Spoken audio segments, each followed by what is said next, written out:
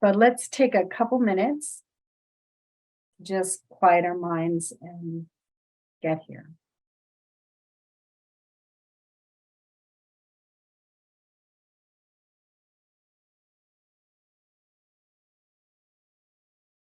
And to the best of your ability, just focus for a few minutes on your breath.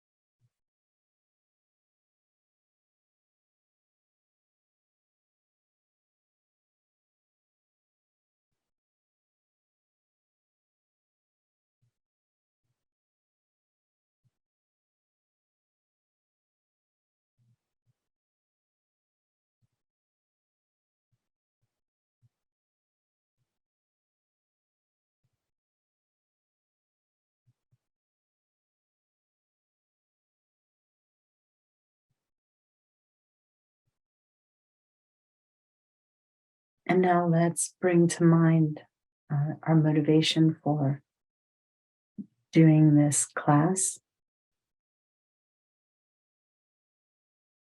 And it's okay if there's some smaller motivations, like just to be more peaceful.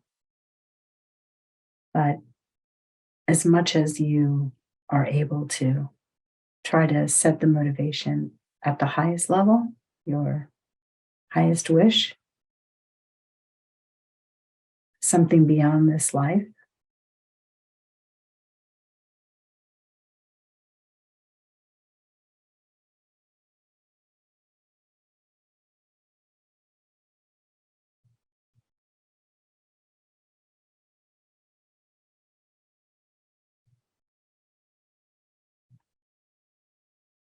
And just think how wonderful it would be if we could become the kind of being who could help countless other living beings.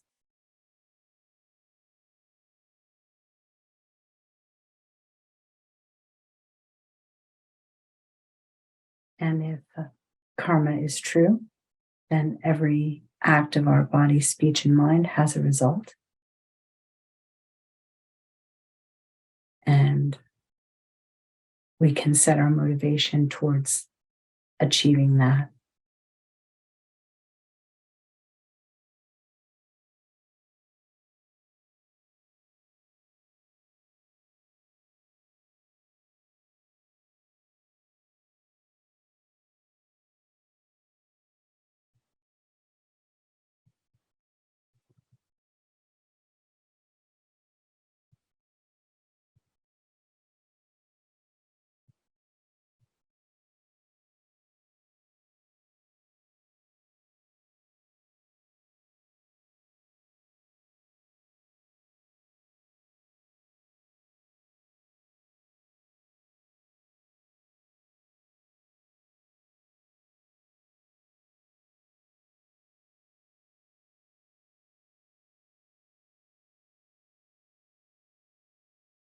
And then when you're ready, we can kind of maybe come back into this space together. So, hey, hi everyone. I'm just curious if anyone has anything specific that they would kind of like to talk about today, or any questions from last week, or any questions from any other classes, or I just kind of would like to open it up for a minute, and if nobody has anything, then I'll just move ahead, but always nice to check in. In terms of motivation, sometimes there's motivation there to do, for example, meditation. Sometimes it's not. And sometimes it's there most of the time, but it's not tonight, but it will be back tomorrow. And sometimes that motivation stays away for a while. Yeah. What are things that you recommend to help regain and build on motivation to do the things like meditation that are good for us? Well, I know you're not a plant, Michael, but you might as well be, because my thought of what to talk about today was going to be, in a way, just that. I wouldn't have maybe couched the intro like that, but what does it mean to be practicing Dharma, right? What am I doing? There you go. Yeah, I'm so sorry. And it really is all about the motivation, right? What makes Dharma practice? We talked, before in last bunch of classes about a little bit about 8 worldly dharmas, 8 worldly concerns, right? The things that are normally motivating us, right? And that's motivation that just kind of comes up, right? We just, we don't have to try to cultivate it. It's what samsara is made of, right? It's, wanting gain and not loss. It's wanting pleasure and not pain. Concerns.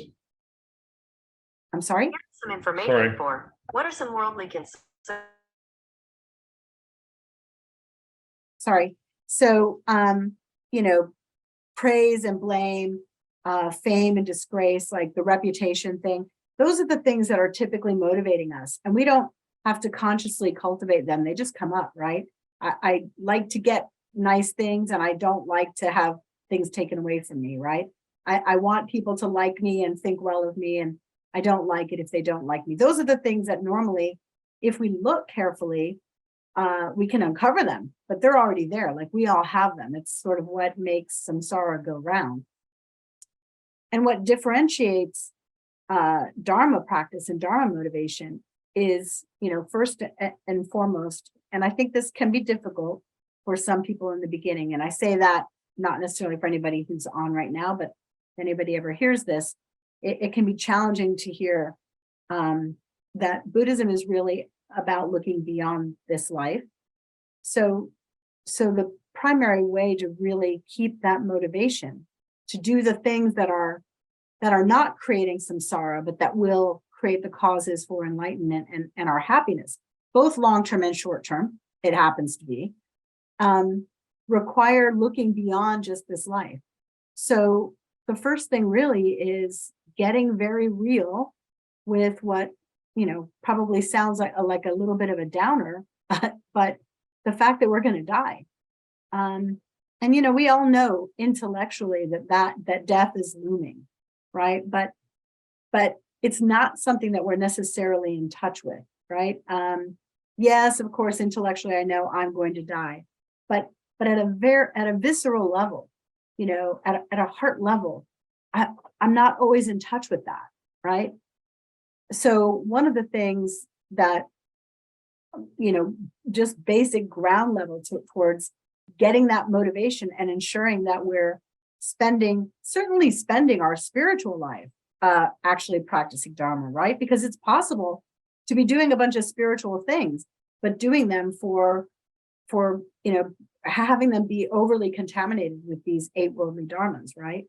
So really contemplating the fact of our death and looking at, how is it that I normally think about me and my death, right? It seems like, even if I intellectually, when I start thinking, okay, I look at all of the people I know who have passed away, I look at people who have, had done amazing things and had, big lives, who are no longer here. like I said, intellectually, it's obvious, but there's that feeling that, okay, all right, I am going to die. I can get to that point. But then the next thing that comes up is also illusory. It's this idea of like, well, of course I'm going to die, but not anytime soon. It's not imminent. And unless we have like some kind of illness or something, I think that's another thing that's running sort of in the background of our consciousness, is this feeling that we actually have all the time in the world, right? As if somehow we're going to know when that moment is going to happen. And so it's easy to not have like a Dharma motivation because we think we have more time. We think we have all the time in the world. And so, one of the main things is getting very real with, step one, understanding that this life is very temporary. This thing that I'm calling me, my body, my mind, it's really like a hotel room. I'm here now, but it's very, very temporary. It's very transitory. All of the things that we work so hard for in this life, material possessions, our relationships, all of those things are temporary and will be taken away from us. So then in the light of that, what can I do? What can I do? We don't have to cultivate a motivation to want to be happy. That's something that's very natural. And I've said it before, one of the problems is that we are mistaking, what the causes of happiness are. So we think pursuing these 8 worldly dharmas or pursuing, things of the world are going to bring us happiness. So when we really start to think about our own impending, the ending of this version of I, then it becomes obvious that none of those things, I'm not going to be able to have those things with me. So what can I do or think about now that's actually going to help me really to achieve my goals? And so then it's looking beyond just this life, right? So obviously wanting to die in a way that is peaceful and with a good mindset. So again, Dharma practice kind of helps us to do that. So, I don't know. I hope that kind of answers your question and kind of starts us along that discussion. And I do see there's a note, so I'm going to read that too in a second, Donnie. But yeah, just, thinking about we don't have forever. We have a very limited time.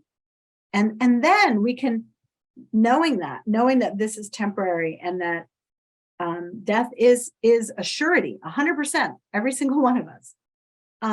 In light of that, then it doesn't mean that we abandon, right? We still have to keep the lights on or, feed our families, and there's things that we have to do. But, we can do all of those seemingly ordinary actions with a mind that is a Dharma mind. And then it's the same action, but the motivation becomes something different. It takes on a different kind of meaning, and it actually plants the seed, talking about karma, plants the seed for enlightenment, right? And developing ourselves in the past. So I'm looking at Donnie's note. Very nice. Yeah, disadvantages of samsara. The fact that we'll have to keep taking on, these heaps, this suffering again and again. And it's not just losing what we have now. It's that this cycle is it's had beginningless time. It's been happening, right? And so if that doesn't put a fire under our butt, I don't know what will. But it's hard.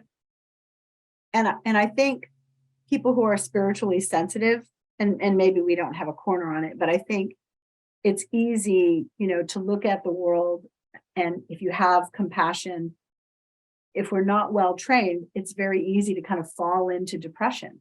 So sometimes these Dharma keys that are indeed keys and that really help to set the groundwork for our practices, there can be a tendency to kind of like avoid them. I'll admit, I wanted to start meditating on, I liked Guru devotion, right? Because I really understood I felt like I understood. Okay, I had a baby step level of understanding. But of course, especially as a new student, but even now, I think I really have this one. But I thought guru devotion, it was something that resonated for me. I felt gratitude for my teachers, like just gratitude for the teachings of my teachers. So I love to meditate on that. But like, I really didn't, I would do a cursory, meditation on death, right? Let's skip over that. Let's not give it a lot of time. And, when you're looking at Lam Rim, all of those steps are for a reason, because they build, that's the foundation, right? They build on each other. And so just recognizing that impermanence very early on, it's so incredibly important, because we can get, we can fall in love with bodhicitta, right? Like this idea of great compassion. And we can want to spend all of our efforts there when we're meditating. But if we don't have that foundation, if we don't have that real heartfelt, I want to say understanding, but it's a realization that we're going for, where we absolutely know we are going to die. Yes, please.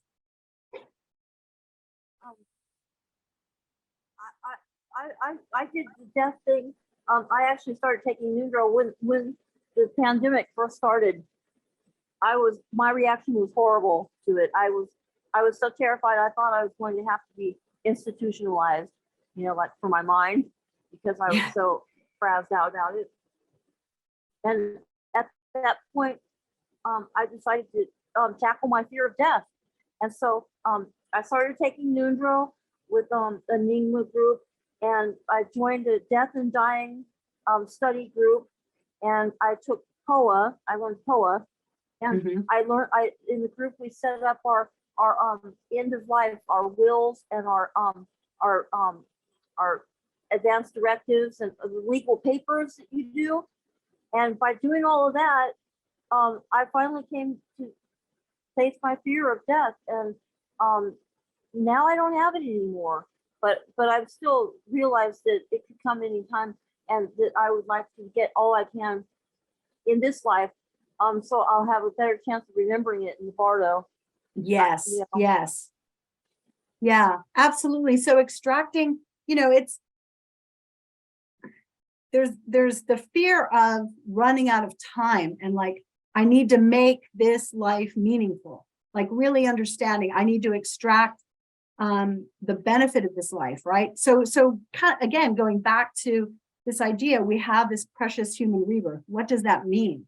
It's such a rare and precious opportunity that we have, right? It's like if we have this human rebirth and we fritter it away on TikTok, or I'm a little old for that, you're never going to believe I'm spending my time on TikTok. I don't, but I have other things, right?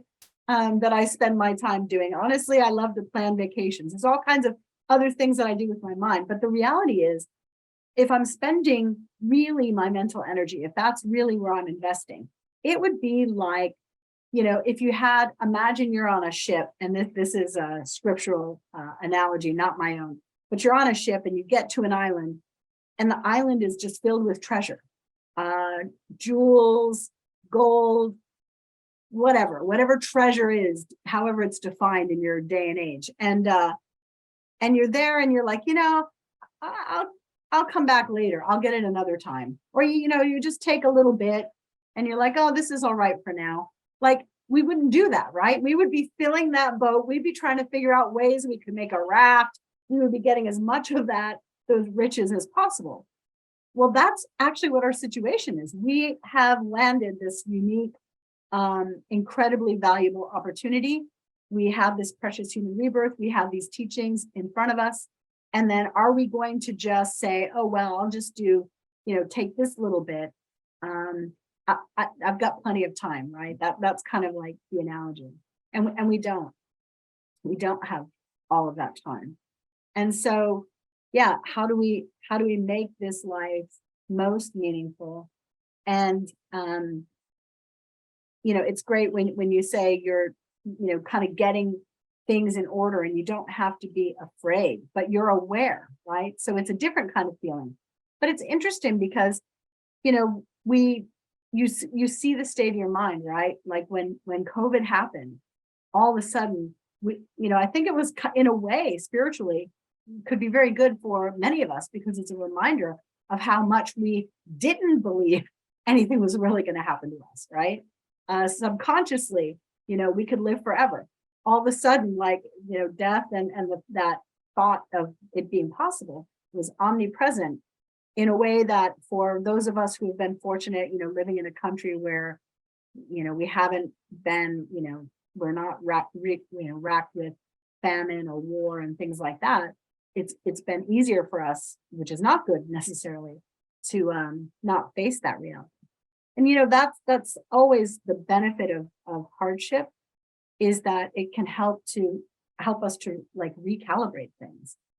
But it's interesting because you mentioned POA, which is like an amazing practice. So if you don't already know what it is, POA is a practice of transferring your consciousness at the moment of death.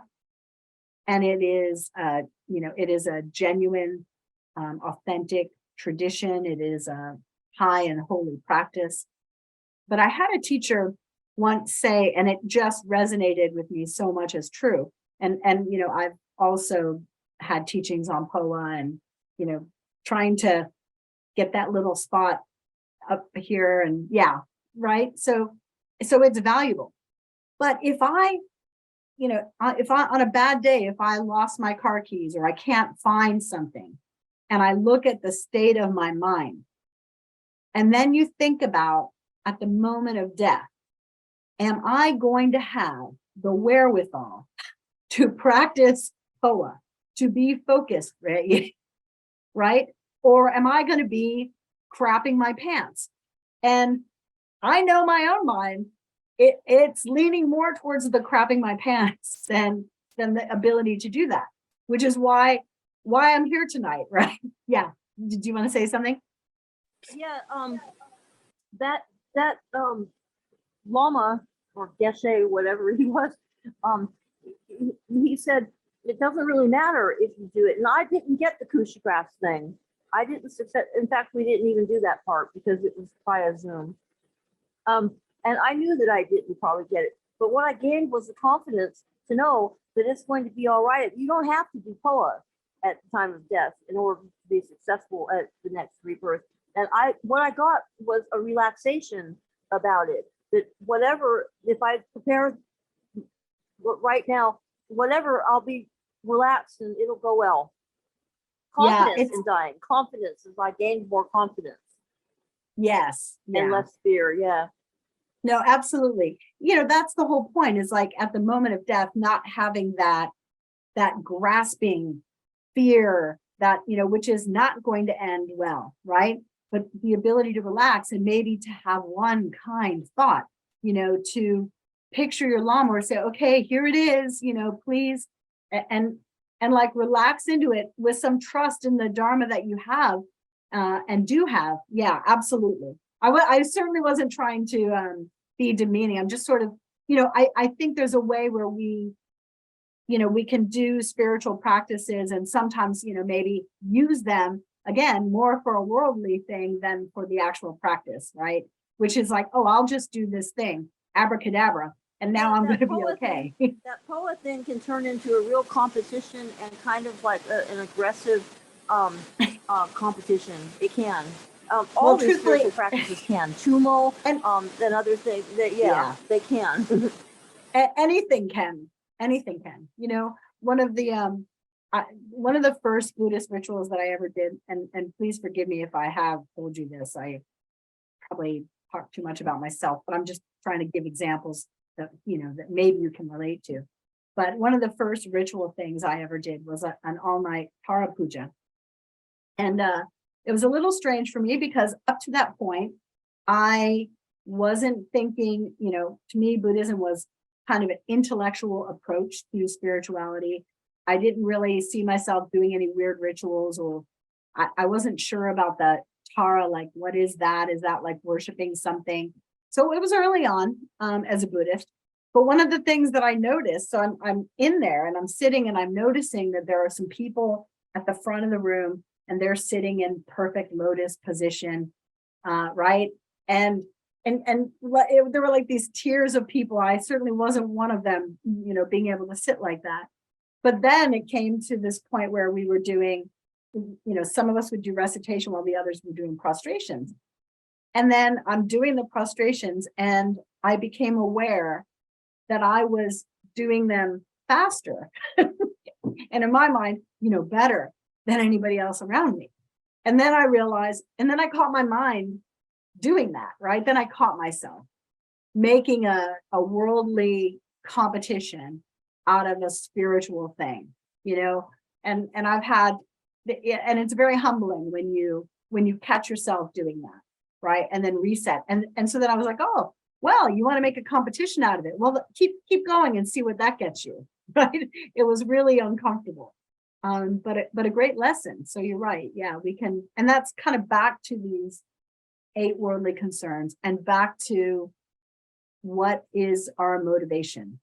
Yeah, totally counting and telling other people what your numbers are. I spelled it wrong, but that's autocomplete for you. I found myself getting really wrapped up in, okay, I did 1,000 today, I should do 1,500, or and I actually quit doing Nudro because of that. I got what I needed from it. I learned the basics. I did plenty of repetitions of all of the different things, and I did enough to give me confidence that I don't need to do that, by the numbers. I didn't finish it, and I never looked back. I still know how to do. I got a lot from it. I learned the 100-line syllable. I learned a lot. Yeah, and you may decide that you want to go back, or you may have a teacher who gives you a Nundro that's kind of for you, right? So Nundro, if you don't know, are preliminary practices. There are things that help to ripen us. But I think, and scripture is just filled with these stories, like to do something, there's the person who's pronouncing the mantra incorrectly, but they can do miracles, right? Because they have a sincere, genuine heart. And someone else might be perfectly, pronouncing the mantra and with the wrong motivation.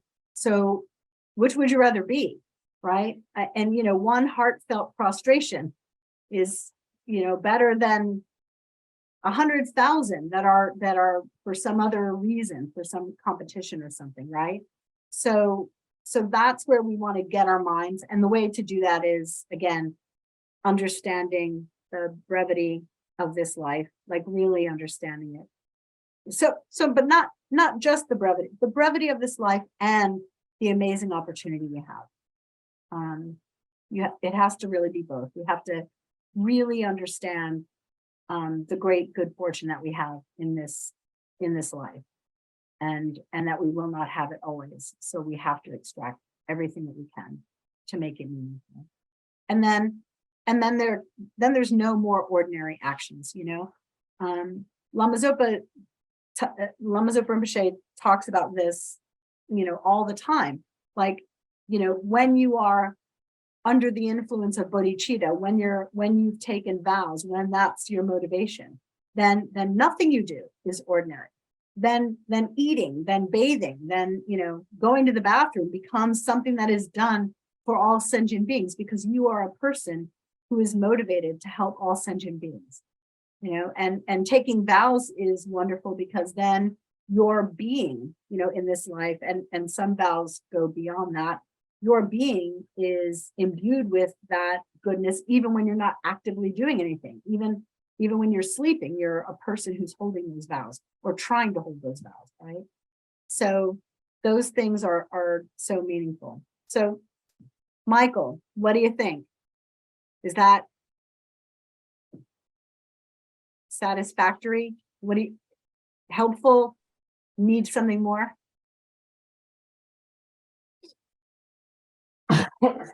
It's helpful. What about the things? It's helpful in terms of the spiritual things that go beyond this lifetime, but what about the things that are for this lifetime? So, for example, eating right, exercise, which really don't, in my mind, make for a better next life. So again, if you, and really not to be redundant, but if I understand the preciousness of this life, in terms of having Dharma, in terms of having found instructions that can be ultimately helpful in this life and beyond, for me and for other living beings. If I really understand that I have that, then I think it makes absolute sense to eat right, to exercise, to do the things that are going to, frankly, to be successful, right? To the point that I can afford to maybe go on retreat, or I can practice some kind of generosity. But it takes on a different flavor. You're not obsessed with, I want to get a 6-pack, or, I need to be, under the knife, getting procedures done so that I look better. But even that, it's so interesting. Like, we don't know what someone else's motivation can be. To try to look better can be understanding, right or wrong, the way of the world. If you look a little bit better, people pay a little more attention to you.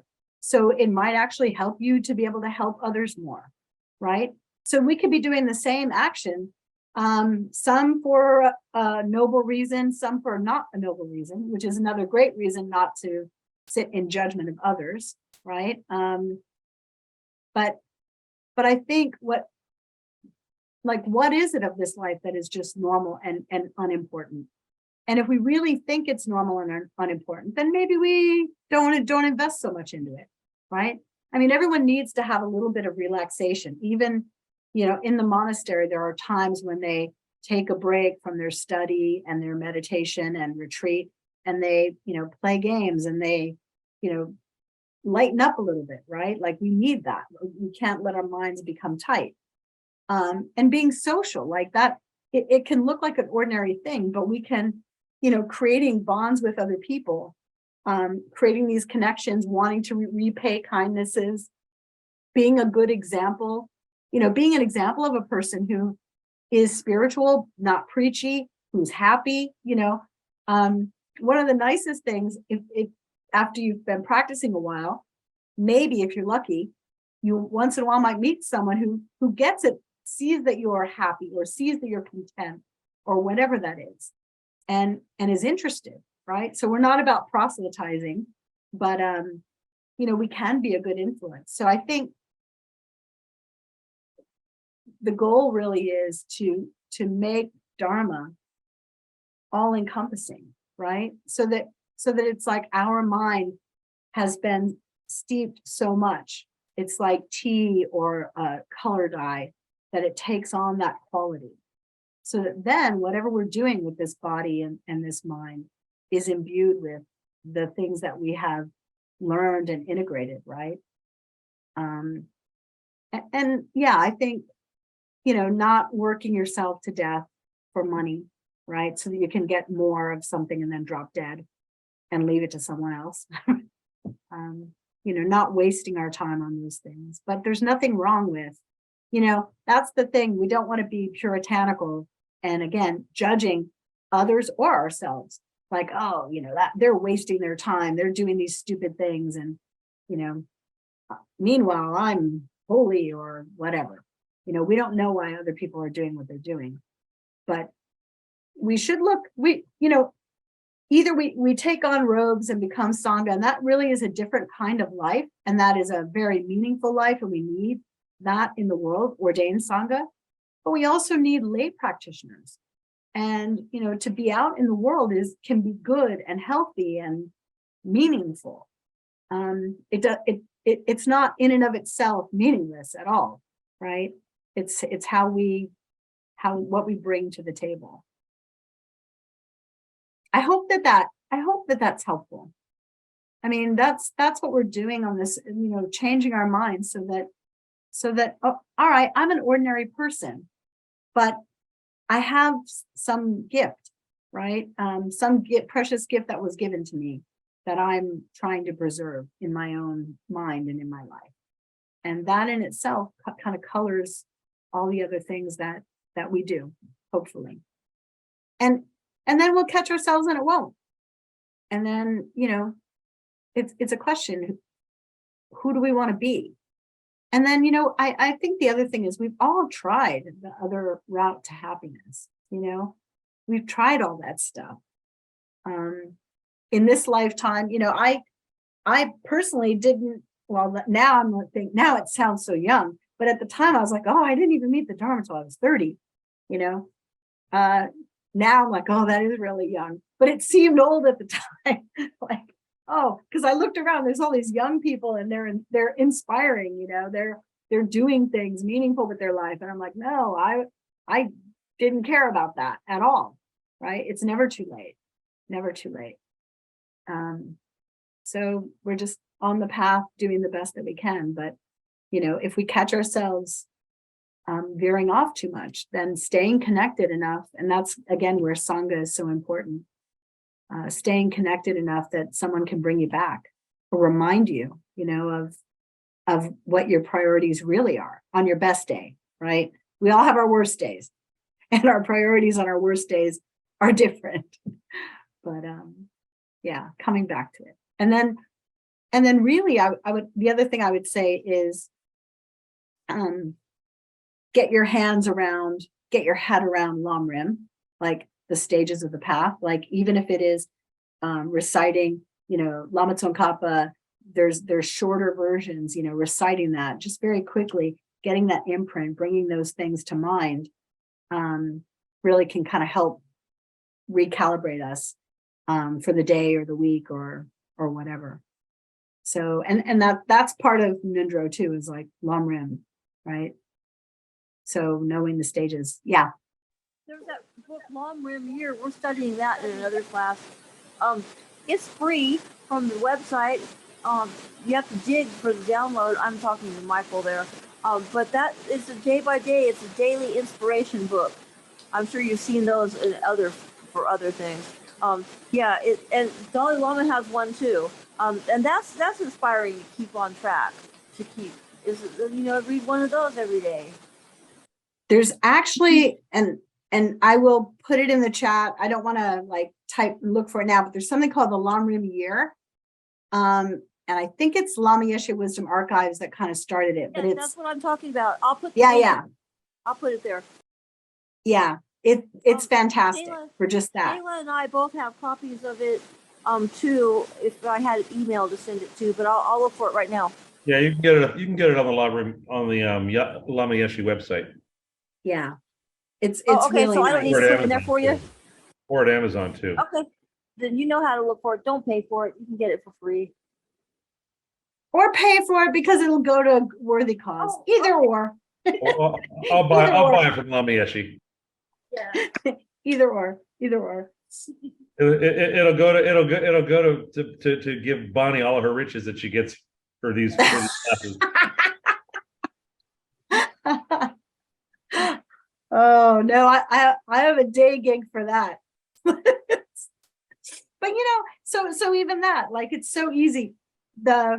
So years ago I lived at Land of Medicine Buddha, and I remember when I first went back to a real job, it's like, okay, this is wonderful, and it is wonderful, and wonderful imprints, but I just wasn't in a position where I felt, I had student loans I needed to pay back still, things like that. So I went back to a regular job, and I remember, thinking, looking, how I was pre-Dharma and then after, and thinking, there's things I'll never do again. Like I'll never do work gossip.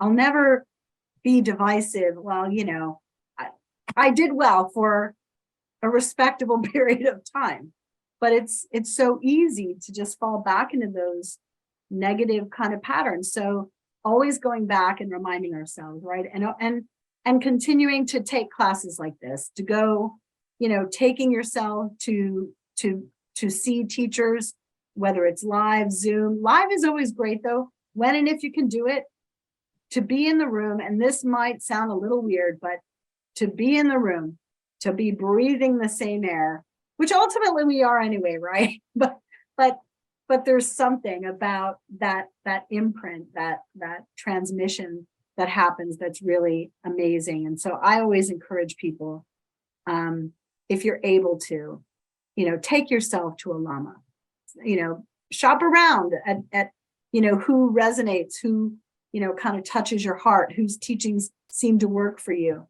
And then, when and if you're able to, try to take yourself to be with them, just to get that imprint. But being part of these classes, and just staying connected really help, because it's so easy otherwise. I think Western ordained Sangha have really a challenge, because in some countries in the East, my son is studying in Taiwan right now, and there's a lot of ordained people, and there's a whole society of people that respect and care about that. So they get support. They also work very hard in the monasteries, but they're really serious practitioners, but they get support. Here, we have Western people who have taken vows, and it's very challenging for them. They're kind of plopped in the middle of regular Western culture that doesn't necessarily get it, doesn't appreciate it, thinks it looks weird. What's with the shaved head? What's with that outfit? Are you a terrorist? I mean, just the things that they encounter are really challenging. And then not having, necessarily a community that's supportive, even of each other, right? So, it's great. Thupten Chodron has a center, in Northern California. There's near Land of Medicine Buddha and Vajrapani, there's a little groups of people. But even there's, several Sangha members that are out living in apartments and, trying to make it. And it's really challenging. So whether you're ordained or whether you're a lay person, it's, and in this culture, maybe we have some challenges, but in some other ways, maybe it's beneficial too, because we really, hopefully don't take it for granted, because it is so rare and precious. So we have about 15 minutes left. I'd love to open up for, I don't know if there's any other questions or topics, or continuing on that, or debate, commentary. Otherwise, I think we should launch into another meditation. Anybody? Nope. Launching into a meditation. All right. So let's make it that. Let's kind of elaborate on this idea of death and the certainty of it.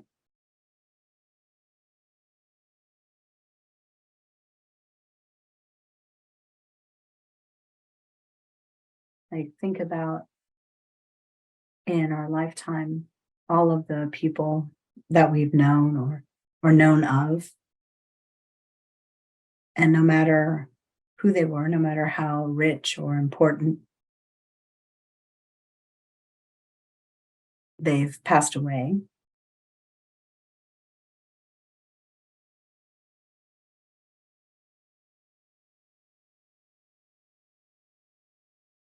And even during the time that we've been meeting tonight around the world, think of all the people who have died just in this hour. And then, not just people. Think of all the sentient beings, all the creatures. Some of their lifespans are just moments.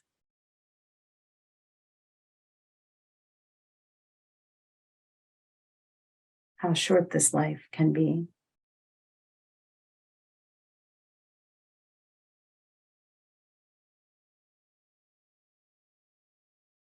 And then we don't ever know when that moment is going to happen. We've all heard of or known people, friends, family, even healthy, one moment, some accident happens, or a sudden illness. Look around the world and there's war. Things can change so quickly.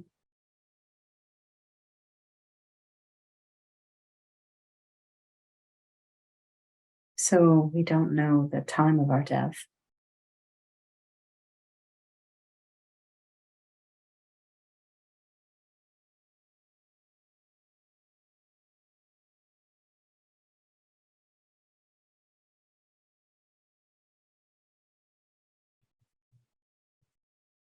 And then when that moment comes,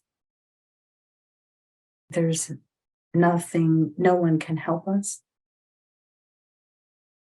None of our possessions can save us. No amount of money. Our loved ones can't keep us. The only thing we have is our mind.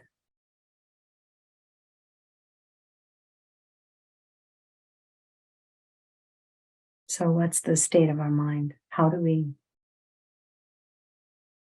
train our mind to be clear, to be calm, to be loving?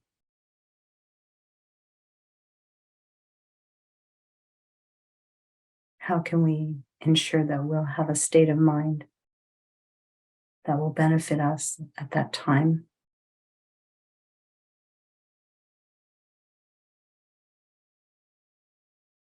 A mind that can benefit others. The only thing that can help are these realizations, Dharma.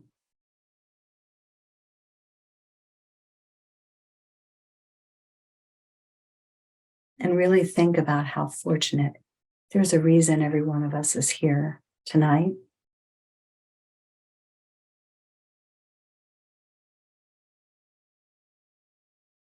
How fortunate are we to have met these teachings? How much have they already helped us?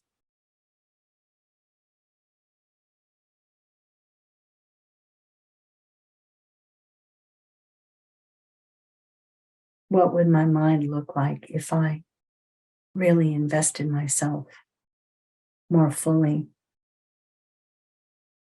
into cultivating all of the qualities that our lamas talk about?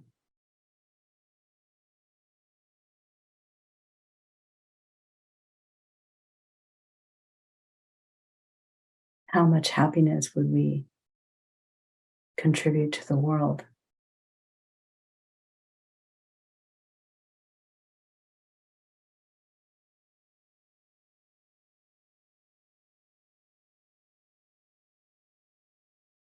Imagine the qualities of a Buddha. What if we could have those qualities ourselves? What if we could get out of our own way?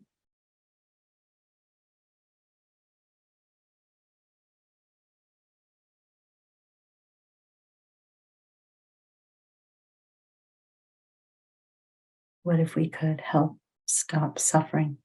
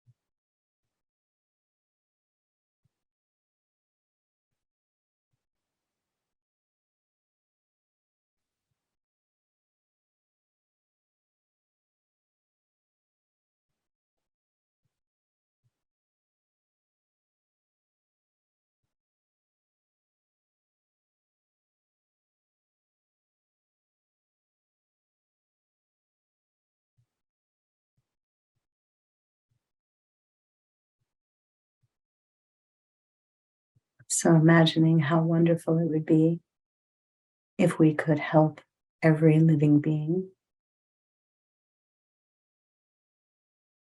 Let's dedicate the time we've spent together. And let's dedicate in a brave way, really towards the highest goals. May the time that we've spent together ripen as our own enlightenment for the benefit of all living beings. May our teachers have long and healthy lives, and may they continue to spread the teachings that help every living being.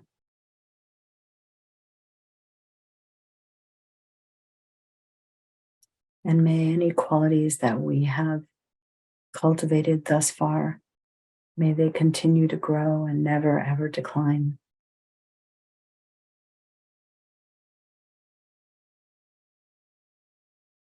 And may all beings have happiness and well-being.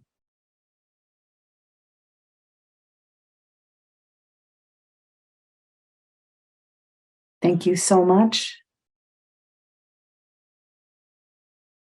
I'm so grateful for this time together. Thank you, everybody. Love you guys.